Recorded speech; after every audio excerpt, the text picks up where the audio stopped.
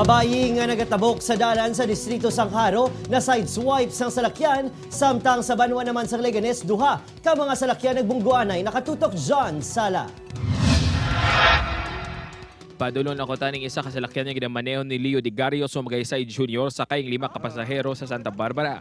Sang wala si Nina Talupagda na nagasugata ang kasalakyan niya ginamaneho ni alias James nga hali naman sa Banwa sang Zaraga. Pagkatapos ng magbungguan ay nagdiretso ang duwa nga salakyan sa talamnan. Wala naman siyang may napilasan sa aksidente. So dapat nag-yield ang nag-yield ang bike.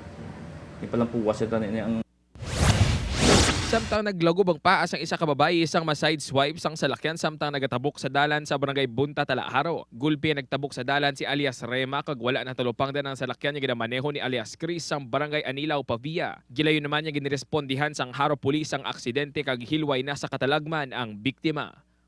Upod kay Cirilo Renduque, John Sala. One Western Visayas.